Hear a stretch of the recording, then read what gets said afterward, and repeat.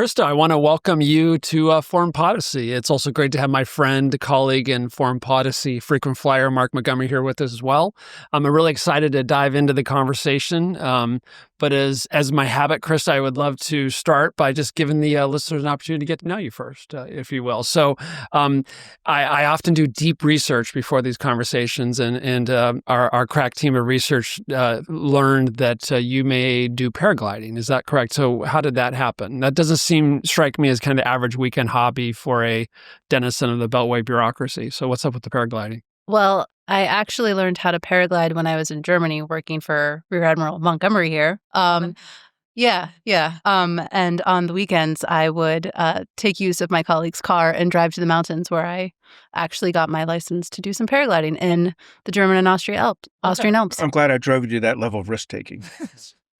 Well, there actually are a lot of parallels between paragliding and national security because you're effectively learning how to do something and then subjecting yourself to a environment where you have no control over the factors at play, and you have to make your best informed decision in the moment and over the course of the flight to launch safely and land safely. Wow. And you did that all impromptu. Very nice. So do you still paraglide? Like, do you go off like the Washington Monument now, or was that just exclusively for the Alps? I think that would be a high-risk operation. I'll stick to the actual mountains and classy airspace. The National Guard troopers standing next to the ice cream truck looking for nefarious activity might have a problem with that. Didn't go very well for the gyrocopter delivering mail. Yeah, very good. All right. Well, anyway, I actually wish we could spend a full hour on the paragliding, but let's get to your amazing report that you're finalizing that I understand will be published next week, perhaps, or soon.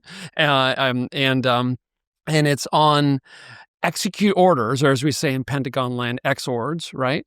And so I would love to just start with why you decided to conduct this research and publish this report. Yeah, well, first, thank you for the opportunity to be here. And I think it's important for me to say that the views here are my own, and those in the research are my own. And so they are not anything that is the official statement or policy of the Pentagon, the Department of Defense, the Office of the Secretary of Defense, or the Secretary of War, or the Department of War. So with that, I became enamored with execute orders in 2008, 2009, when I first started in the Pentagon, and I was dealt with a gnarly issue where we had to figure out how do we solve this emerging crisis and challenge that we had with kind of military force. And so it was with that we started that I started to learn about execute orders and the underlying authorities for how we manage peacetime military activity, and then in subsequent portfolios was very much focused on the operational planning and the component of deterrence and preparation, and how that fed into the way that we thought about military activity and the laws and regulations that kind of went into that. Over the course of my time in the Pentagon, I did a variety of policy portfolios that also had a lot of operational angles with them, and so I would get into the nitty-gritty of special operations and counterterrorism authorities. Again, some of the issues that had kind of preceded that. How was Cyber Command going to stand up and use authorities as it took on its new responsibilities? And then I went to the Strategy and Force Development Office, where I started learning about the massive challenges associated with competition with the People's Republic of China, and looking at it from a very different angle of how do we think broadly and comprehensively about competition and campaigning, and how the military element fit into a bigger government effort.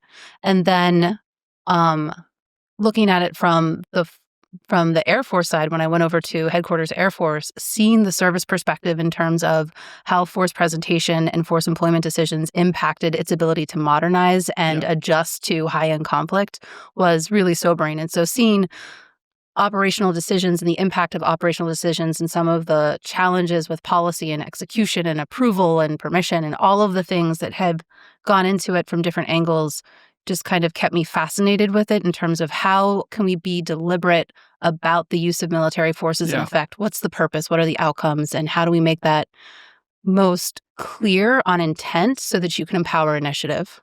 That's really helpful. So just to kind of establish the basic vocabulary for the listeners, what is an execute order at the most basic level? I mean, how would you describe it in layman terms?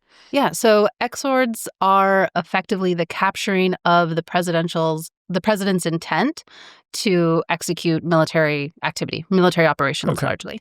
And so they can draw upon authorities that are already inherent within Title X, but it's effectively the communication of a mission, and then the authority to do that mission. And so in many cases, there are inherent authorities that the military has through Title X that combatant commanders can use for the forces that are assigned to them. But then also in certain situations and for certain missions, the president will have to, again, delegate his Article II constitutional authority, approved with the resources provided by Congress, to be able to get after the military challenge that the decision to use force had been decided. And so there's a whole bunch of aspects that go into the nerdy, wonky issuance of orders, but it's really about the principle and the values and how we put the kind of the importance and the purpose behind the use of military force and the bounds within it. That's excellent. So if I were to try to, let me see if I can summarize what I think it is and what you just said, and then you tell me if you're willing, if I got it right or wrong. Okay, so here we go. So I often say, as my colleagues get annoyed with my repetition, strategy is essentially the coordination of ends and means, right? I mean, that's, to me, that's, I'm borrowing from John Gaddis, whom I studied under in strategies of containment. It's the coordination of ends and means. Civilian leaders determine the ends, right? What the heck are we doing? What's the objective? And the military employs the means, hopefully in service of those ends. So perhaps at risk of oversimplifying, isn't part of the mechanism by which the process takes place, that process of the civilian leaders establishing, here's what we're going to do and why we're doing it, and then the military implementing it, the mechanism by which that occurs is in part, at least, the XORD. Is that, what would you tweak about what I just said? Yeah, it certainly is. There's a lot of discussion typically that will happen before an XORD is issued, not only within kind of the political leadership, but also within the military leadership about how best to do it. So the ways also matter. And so there might be some upfront limitations on the ways that you have there, and then you're constrained by the means that you have. I think one of the challenges that we're seeing today is that as the world gets more complex and the missions keep getting added to the military's plate, the means aren't growing, and the means that we currently are expending are taking opportunities off the table for the means that we will have in the future. And so the ways in which we get after these problems really matter. And validating, is this actually the right and appropriate use of the military tool in this instance? Are there other ways of thinking through how we could get after it? Do we have the right limits and permissions actually imposed upon how we're using the military element of power? And again, is it working, and is it worth the cost of it to other opportunities or to other resources or priorities that might be there as well? So you anticipate my next question before we bring Mark in to hear his thoughts. But I was going to ask you, what is the problem you're trying to address? And I think you flicked just there, at least at one of them, which I would summarize as an ends means mismatch, or a term that I think you use in the report is strategic insolvency. So we're describing a headache here before we get to the aspirin and the recommendations. What is the main problem you see here that you're trying to help address with this report?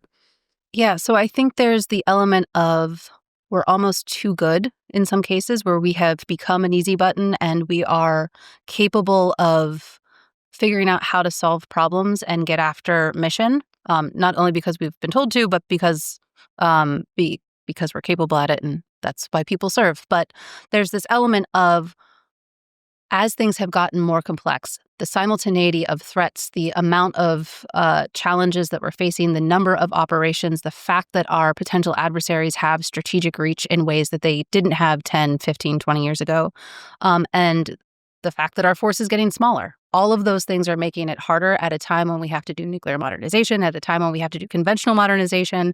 Technology is changing rapidly, and what we're learning from Ukraine is that just the concepts of warfare are having to adapt far faster than we can. And so this issue of how are we using the force, and what are the opportunity costs associated with that, given that supply isn't growing faster. Yes.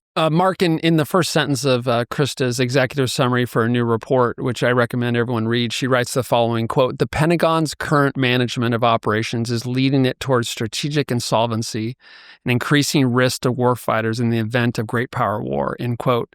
Krista, you also used the word risk. I counted more than 50 times in the report, and other terms like breaking the force and strategic coherence or incoherence. I forget which one.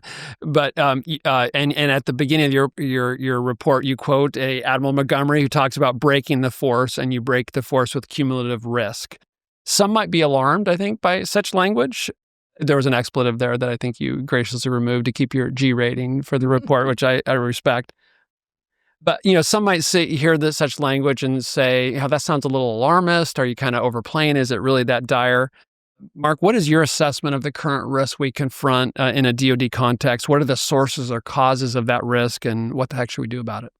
All in like 3 or 4 minutes. Yeah, thanks, Brad, and Krista, it's really good. I value this report. I mean, sometimes you look at a report like this and say, why are you talking about it? And the answer is because we, the American people, and then people like Brad and I here at think tanks, and people in Congress, people in the Department of Defense, demand a ready and responsive force. We assume, if you're outside the Department of Defense or Congress, you kind of assume a ready and responsive force. But the reality is, it's really hard to have that. And you don't know you don't have it till it doesn't deliver. And if you're the American people, you're like, wait a minute, I'm spending $980 or $990 billion a year, and I don't have a ready and responsive force. What is going wrong here? And the answer is, there's a lot of processes that allow you to build, create and employ that force. And we tend to focus on the procurement, buying a ship, buying an aircraft, this, and we're like, okay, I understand how we get there. And by the way, Brad, now you discuss a lot how that isn't going well all the time. But at least once you have the force, you're like, great, we've got 11 carrier strike groups. We've got, X number of F-35 squadrons and Y number of, 19 B-2 bombers. And okay, how do we employ them? And the answer is, you use processes like this XORD, and to determine how to have a ready and responsive force, you have to have a constant risk assessment going on. So we do a risk assessment, a big meeting called the Global Force Management. The department runs and says, every combatant commander bids for forces. Each service shows up, tries to hide a few things, get put on the table, and you deal the cards out. And people get what they get, and sometimes there's a reserve, a little bit of reserve saved for different things, but not much. We play everything we got, and our forces are out and around the world, protecting American national interests. And then a crisis happens, and that's where you start to get into XORDs. The XORD says, "Hey, combatant command, we'll just say I'll make this one up. Central Command sees that Israel might be about to bomb Iran for 12 days. And they say, with this going down, I'm going to need extra Patriot at Al Udeid Airfield. I'm going to use extra Patriot at some place in Kuwait. I'm going to need 2 extra F-35 squadrons, 4 KC-46 refuelers, a submarine with, a guided missile launching submarine, and 4 destroyers." And he puts that all in an XORD, and then each does it. Let's just take one. Let's say it was just a 1-ship request. It comes to the Navy, and the chairman doesn't say yes right away. He goes, Secretary of Defense gives it to the chairman. The chairman says, let me talk to the Secretary of Defense. Let me talk to the head of the Navy. The head of the Navy looks at it and says, look, I can do this. I'm going to tell you the impact. And he writes a nice, beautiful impact statement that says, this ship will now come home from deployment 4 months late. Because of that, it'll be late for its maintenance period. And unfortunately, its maintenance period was stacked in a perfect stacking for efficiency and money savings with 4 other ships. So it's going to now sit in another ship's maintenance period. So when the 2 of them are doing maintenance, we're going to have to pay overtime. So we're going to have to do less because we're paying more per hour. And oh, by the way, it was at sea 4 extra months, so more things broke. So that ship's going to come out of the maintenance period fundamentally weaker than we wanted. Oh, then it's going to enter its training period 4 months late. By the way, stacked on top of that same ship that it came out with. Both ships now compete for training resources, and each one comes out trained a little worse. And by the way, the extra 4 months deployment, 5 guys or men or women missed like major family events, and retention goes slightly down. But sir, CNO tells the chairman and the Secretary of Defense, I can do this. And it goes up with that risk statement attached to it. Everyone, that hurts. Here's the problem. About 3 weeks later, Southcom goes, hey, I've got to blow up Venezuelan drug boats. I need a destroyer to do this and a submarine.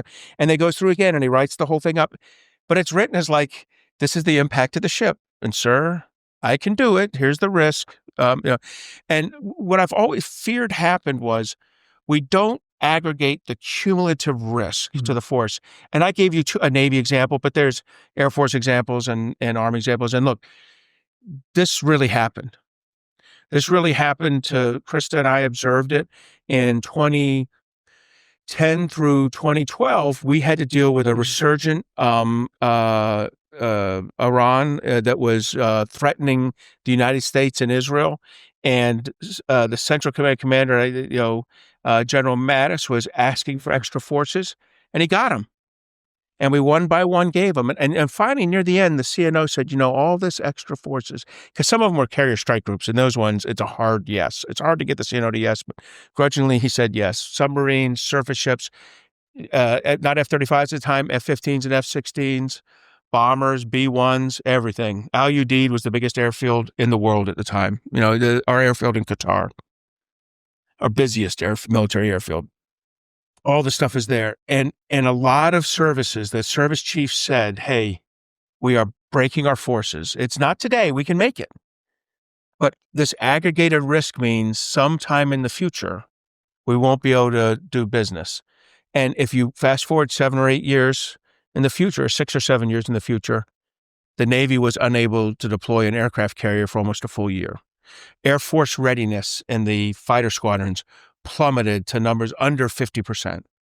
This was a horrific example of burning force readiness. And the only thing that could have saved you in the 2012, 2013, 2014 thing is if there had been a massive infusion of cash, to buy maintenance and buy procurement. And I think you were sitting in the Senate and you know what happened, Brad. I do. And I'm eager to hear from you on this, Krista, too. But, I worked almost 9 years in the U.S. Senate, and I was there during the Budget Control Act of 2011, and I'm proud that Senator Kelly Ayotte, who was the lead Republican on the Readiness Subcommittee at the time, voted against that because that was a horrible idea, and it led to the imposition of sequestration, which dealt a body blow, in my view, to the resources that the department needed to accomplish the missions that we give it. And when you layer on top of that the habitual reliance on continuing resolutions, where we, as you both know, but for the listeners, where we essentially copy and paste last year's appropriation on this year, ignoring how the world has changed, how threats have changed, how requirements have changed.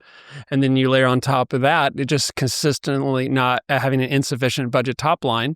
That's how readiness erodes. And if I had $1 for every time I sat in a briefing on the Hill where I had the Air Force or the Army or the Navy or DoD folks saying that, we are sprinting just to conduct current operations and we are delaying modernization because we're spending so much on operations. It's this current requirements versus future requirements. And it's not evil to say that we're in a war right now. We're sending, sons, daughters, husbands, and wife into harm's way. We better make sure they have what they need. But if you don't give the department an adequate budget, then they're going to focus on the here and now, and they're going to neglect the future. And when you combine that with adversaries like the People's Republic of China that are sprinting to field a force that can defeat us in the Taiwan Strait, that's how our margin of safety erodes, right? What do you think? So I think that there's an interesting dynamic that I've been playing with in my mind where we've actually been a multi-war force for a while. We've been doing multiple wars simultaneously. We're currently supporting or somehow involved directly or indirectly in multiple armed conflicts while also trying to modernize. I think the question becomes how many more can we add to it before we just run out of Schlitz? And I think we're seeing that particularly with kind of where the budget uncertainty is. I think one of the things that's also interesting in this dynamic is, through the course of the research, there were lots of people who understood and appreciated this problem and saw incentives both inside of the Pentagon and outside of the Pentagon that made it really hard to wrap one's head around it. The process is very good at gaining and squeezing the efficiencies out of the military. The problem is, as Mark said, the cumulative impact of that. Yeah. Well, the cumulative impact of all of these things are still being driven by political calculations. Yeah. And because missions are inherently, in theory, if we go back to Clausewitz, like war is policy by other means, like they are there to achieve a political outcome. And we have all of these enduring missions, and we have a completely different security environment. We have changes in the political leadership and priorities that are happening. We're about to get a new national defense strategy. So there's opportunities to refresh the system and look holistically across the system of where are we actually and how can we reasonably get there. I think part of the challenge becomes how can you be transparent and candid enough to be able to articulate where those risks are and then make decisions that aren't going to be upended by the next crisis that comes tomorrow? You touched on culture in your piece, and Mark, I want to hear from you on this. This idea that when a military leader, civilian or military, goes to someone and says, "Can you do X?" Like, just in my Army experience, it's like you don't get rewarded for saying no. It's like the culture is like, I think as you referenced, is like, yes, I can do that. Sometimes the opportunity costs and risks associated with doing that are not explicit. But if you want to get promoted, if you want to have a successful career, isn't it generally true that the culture says you don't say no, you say, you salute and you move out and you do it. But if we don't accurately convey to leaders the opportunity costs and the risks, they accumulate, they aggregate over time, and you got a bigger problem. Would you agree with that, or what do you think, Mark? Yeah, I think first there's that. There's the issue of wanting to say yes for good reasons. Yeah. And the second is these are, exhorts are written for meaningful things. These exhorts aren't like, to clear out the sanitation gear, in Baghdad. These exhorts are to impose our will on the Iranian leadership or to deter China from doing X or Y. I mean, they are meaningful things that you want to get done. Your culture is we're a can-do Army, Navy, Air Force, Marines, fill in the blanks, Guardians now. I get it. The problem, of course, is one of the responsibilities of leaders is risk management, balancing current risk versus future risk, which is what Krista was referring to there. Do I, pay for readiness and operations today or modernization to win tomorrow? And it's hard. These are all hard calls. And that's why the process has to be good. And that's why when you ask why you're talking about exhorts, because that is the process through which we have to move a risk management decision. You can name it any process you want. We happen to name it the exhort process and the global force management process. And then we have special books and we have names for the books that the SecDef, order books that the SecDef signs, but you could rename everything. You still at your heart have a risk management process that has to be executed that balances current demand signal versus future readiness and modernization. And I will tell you, current demand signal wins 95% of the time. And when it doesn't win, it's because someone actually had a problem with the mission. And then they used some future issue to say, I don't want to support this one. In reality, it was, I don't want to go head on at you over the mission you're trying to get me to do.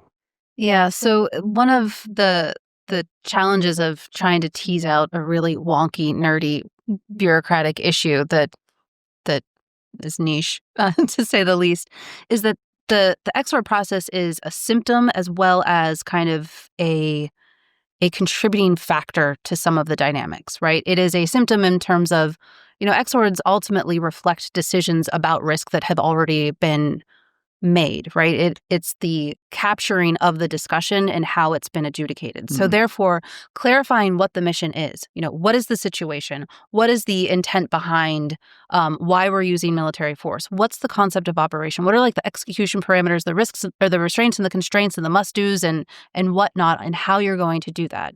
So you assign mission by issuing an exhort. And any commander has a responsibility to say, okay, like, this is what I'm going to need to do the mission. This is what I can do. This is what I can't do. This is how we're going to do it. This is how we're going to manage and navigate that risk. And for any risk that is too high, they can go to the SecDef and say, hey, I need more. Having a mission that is validated is very persuasive when you're saying, hey, I have risk to mission. I have risk to force. I need more stuff. And so you have this dynamic where there's an incentive to articulate risk, sometimes arguably higher than perhaps it is, in order to fight for resources with the other combatant commanders. And so there were several people that I interviewed over the course of the research who were bemoaning the situation of the incentives to elevate risk were high and the willingness to accept risk to force was extremely low. And this is something that, again, it's not one particular individual, it's not one particular command, it's not one particular Secretary of Defense, not one chairman. It is endemic within the process by virtue of how it has gone. On the flip side of that, you kind of get into this dynamic where the missions and the orders and the resources and the risk feed off of one another, and it just continues to dissipate and transfer. So it gets harder to figure out how is that moving? Because if it's a one-off decision in the orders book, well, are you waiting until the next GIF map review at the end of the year in order GIF to map being the Global Force Management yeah. Allocation Plan? Thank you very much. Nicely done. Where the secretary figures out, okay, this is the game plan for how I'm going to allocate forces, which again, like it's almost, I would love to do a study on the life expectancy of how long it survives first contact with reality. But you start having all of these different deviations, and it's that accumulation of the deviations where really only the secretary is the only one that can discern that risk across Except the truth is, the Secretary of Defense is not. I mean, he's so reliant. Absolutely relying on the joint second staff. largest organization in the world. You know, the U.S. Department of Defense, or maybe third. It's very hard for the Secretary. We imbue in him this risk decision. Nothing wrong with that. The problem, though, is it's the aggregation of risk, and it's that this process. What you've exposed in your report is way too many things are once approved, never challenged. And that's what we have to get out of, look, I'm pretty confident that President Trump isn't that interested in risk management decisions made, during President Obama's administration 11 years ago. But some of them, he assumes some of them. Now, he may review it and his team may come up with the exact same answer. But they may review it and say, I value that less. And so you need a constant thing. Plus, if you're assuming risk, it's really good that you kind of know what steady state risk is. And if you never review all these things, your steady state risk gets piled up under order after order after order. And then it gives very little flexibility. It guarantees, to me, it guarantees a lack of agility and an inability to really manage readiness and response. So I'm glad. I don't want to I'll let you dig into your recommendations with Brad, but I'll say that right off the top, the one that mattered the most to me was a constant relook. Everything else is iterative in the military. I'm not sure why this isn't. It's a great point. There's clearly so many systems and conversations in place within the Department of Defense to discuss risk. But from my experiences in the Senate, often those specific identification of risk didn't make it to Capitol Hill. And the reason why I find that problematic is that if we don't have the forces we need to address growing requirements and growing threats, one of the few places that can fix that is the Article 1 branch of government. I'm revealing my biases here. That can appropriate more money, but if you don't say the risks to the authorizers and appropriators, you're not going to get that additional funding. And so, again, if I had $1 for every time I was in the private pre-hearing office meeting with a military leader or a civilian leader of the Department of Defense who was describing risk, and then we tried to get them to repeat that very same thing in the public hearing, so that we could build consensus around getting increased budget, they wouldn't do it. Now, the good faith rebuttal to what I'm saying is, well, we don't want our adversaries to know. And my good faith response to that rebuttal is, well, in most cases, I think our adversaries already know. And if you don't tell the people on Capitol Hill, we can't help you get the additional resources you need to reduce that risk. Any quick comment? So, I was part of many of the briefings that we would do to quarterly operations briefings that we would do to the Armed Services Committee on some of the activities that we were doing. I am not afraid of being forthright and transparent with Congress when it comes to the management of national security. I think there should be more of it. I was frankly quite alarmed to hear how much distrust was reflected between the executive and the legislative branches when talking about these issues. Yeah. And, there was evidence in multiple different indications about the withholding of the information that would allow for some of that transparency and oversight and whatnot. So I think there absolutely is a role for Congress here. I think there absolutely is a need for collaboration with Congress. And I think the more transparent we can be about the challenges that the department is facing, the department can't solve all of its problems on its own. And that is a very, very real part when it comes to the resources required to fill some of these gaps. Well said. Well, speaking of your report, and Mark mentioned your recommendations, are there any recommendations that you think are particularly important that you'd want to highlight? Yeah, well, he hit on one of them a couple of times, and it's the regular review of of the XORDs individually and collectively, so that you can look not only to the individual changes in the situation or the mission or the priority associated with that mission, but then kind of collectively how, changes to policy priorities or the preferred strategic approaches necessitate changes to how we're actually using military forces in effect. I think there's other aspects that get out of just the military lens of analysis and kind of bridge that political analysis realm, which is why I think, commander's intent as the commander-in-chief is important here as well, is that there's an element of, is the cost worth it? And that's not just the resource cost associated with forces and capabilities and platforms, but also, the opportunity cost for other priorities, economic, military, reputational costs associated with things, and the likelihood of operational success or failure, and where there might be a course of action that just isn't sustainable over the long term, or the opportunity costs associated with preparedness or rearmament or resilience to be able to posture for other threats becomes too high, that require that mission prioritization that really only the secretary or the president can do. So XORDs are developed. They're there on the shelf, and you're saying they're in some cases they're not updated enough. And if they're not updated enough, then you're not reflecting perhaps evolution and what we want, what our threat capability and the resources we have. Yeah, not all XORDs are created equal. There are some XORDs that are, intended to be enduring missions that help maintain the peace. Yeah. Right? Yeah. There are other ones that might be on the books as be prepared to, if required, on order, do this because it's such a high impact, high consequence type of risk that you have to be postured to respond to it all the time. There's other ones where they're like, we need you to move one thing to another place for the purposes of like a Guantanamo detainee repatriation, or we're going to provide support to a foreign official to go from one place to another, right? Like there's like one-off like tasks almost just the tasking order. And then there's other ones that are, this is how we're going to deter a conflict. This is how we're going to be prepared to execute a conflict if required.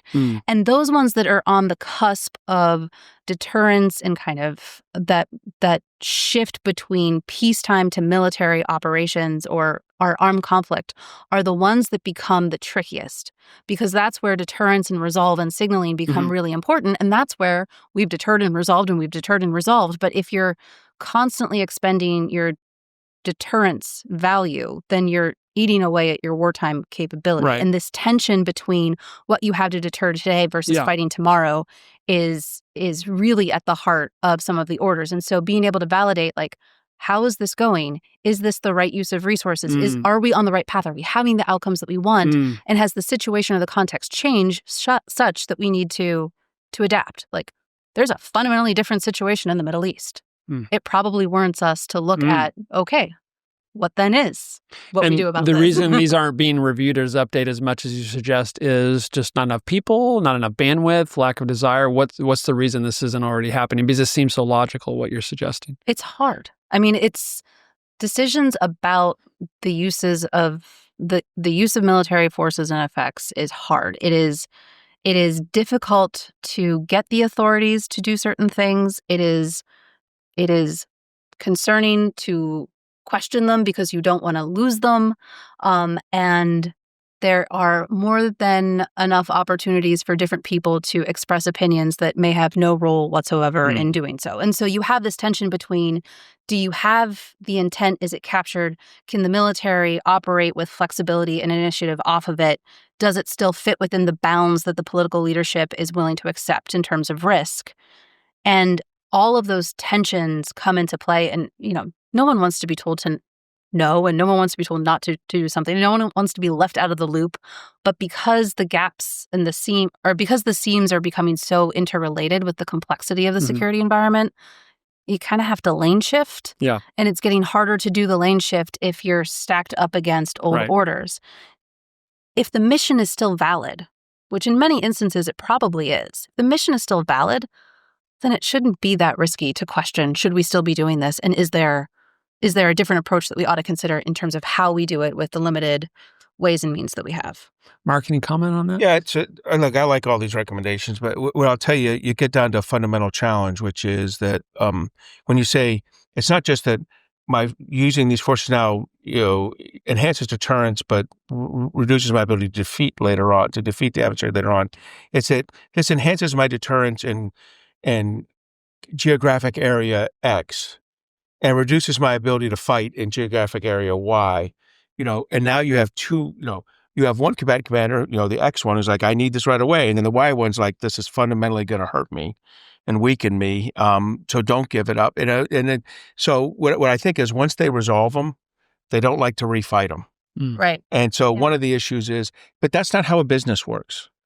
Businesses when they make hard decisions on where you save money and where you don't, revisit them at a much higher level than this. But part of this is that our general officer, flag officer corps likes to get along, likes to say yes, likes to get to things, and reintroducing things that has one yes and one no in it, is inherently discombobulating to the system. So I think you almost have to write a process that requires it, because if you don't, the natural, flow will be to not, don't pick a scab. Yeah. You know what I mean? So that's my worry here. And that's why sometimes you have to have someone sit back and think.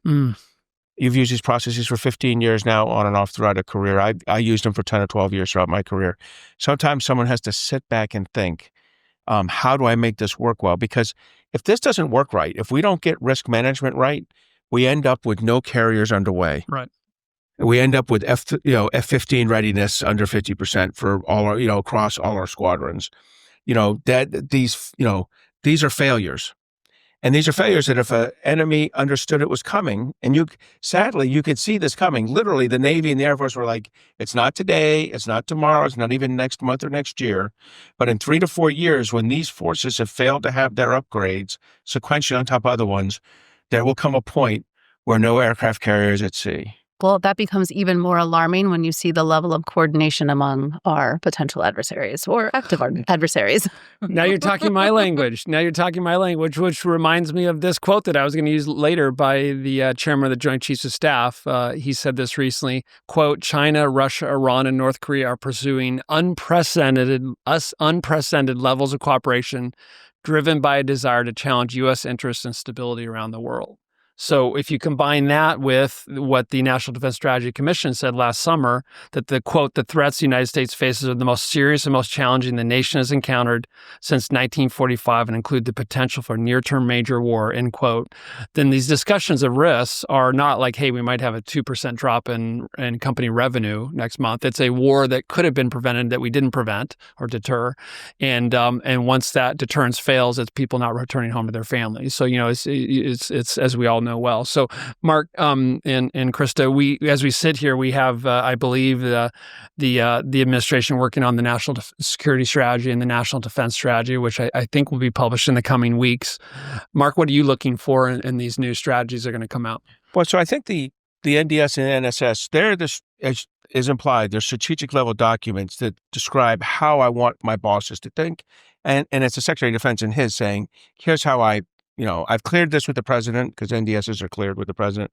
This is how I plan to think. And that way, subordinates, even, their 4-stars are subordinates to somebody, right? The subordinate for, the 4-star commanders, the COCOM service chiefs, understand the broad guidance of the administration.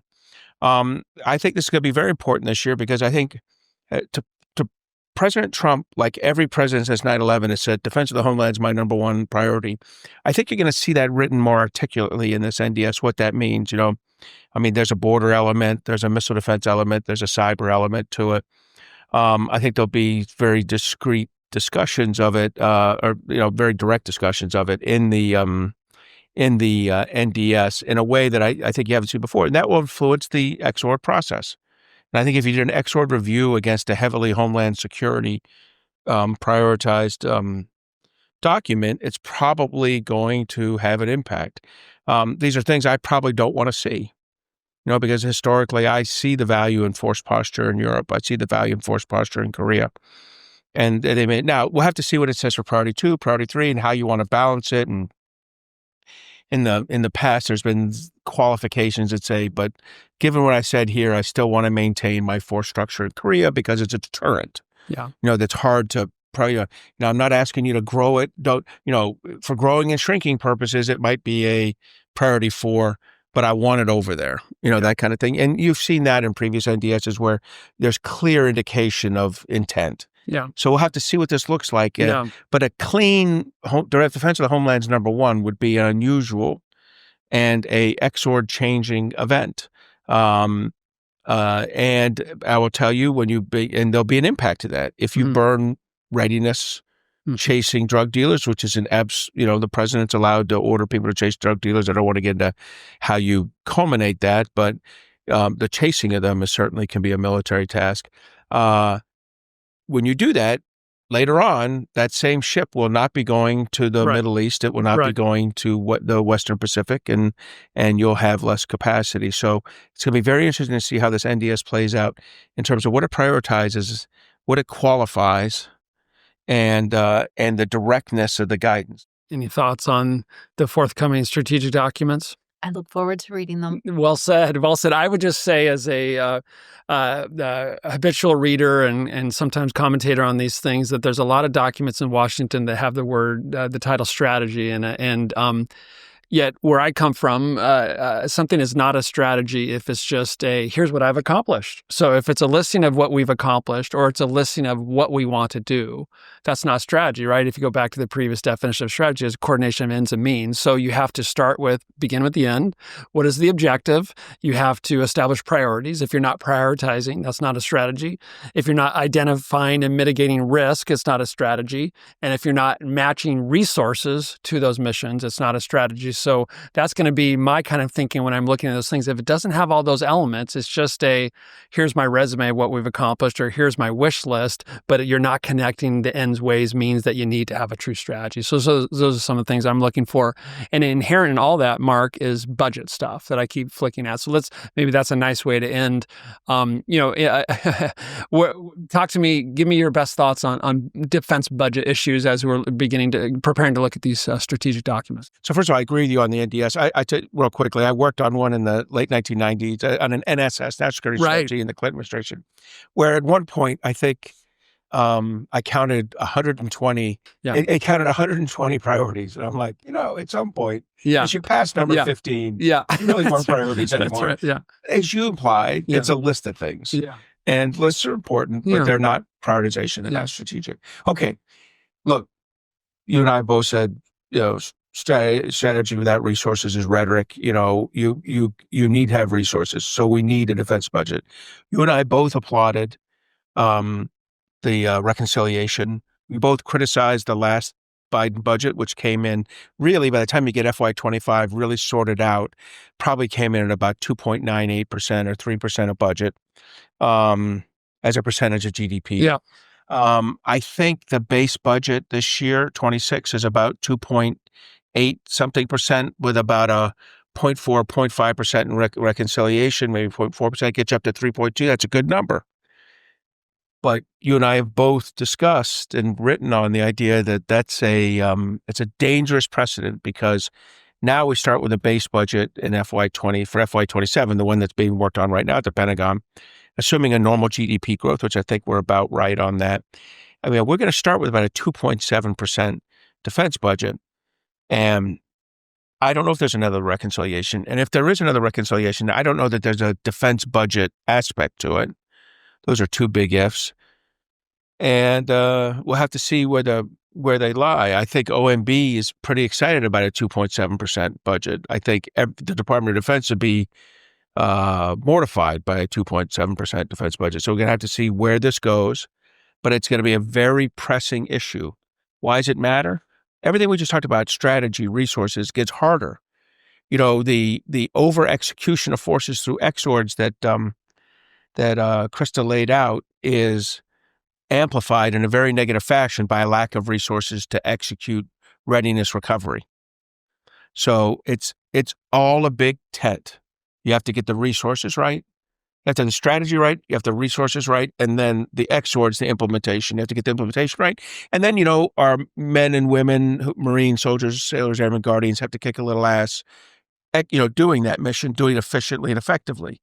And all of that happens, you're okay. But if any one element's wrong, the system is challenged. Budget's wrong, strategy's wrong, or in the case of what Chris has laid out here, the XORD system is archaic. I don't know if you use the word archaic in your paper, but no, I don't use archaic. I mean, the interesting aspect of it is that all of the individual pieces of the system are actually very thoughtful. It's just the system as a whole is less than the sum of its parts. You said that, it's the base budget is going to be about 2.8% plus 0.4, 0.5 for about 3.2%. We've been at 3% the last few years. Other than 3 years before 9/11, where we were spending around 2.8%, the last time we spent this little on defense as a percentage of GDP was 1940, 1 year before Pearl Harbor and our entry into World War II. So if you see that our adversaries, China, Russia, Iran, North Korea, are collaborating more than ever, helping to increase the capability, capacity, readiness, and resilience of our adversaries, making each of them more effective in their ongoing or prospective spheres of aggression, and we understand the truth of what you're identifying in this report in terms of risks, and I just see no justification for spending so little on defense. And I'm very happy that reconciliation included this significant plus up.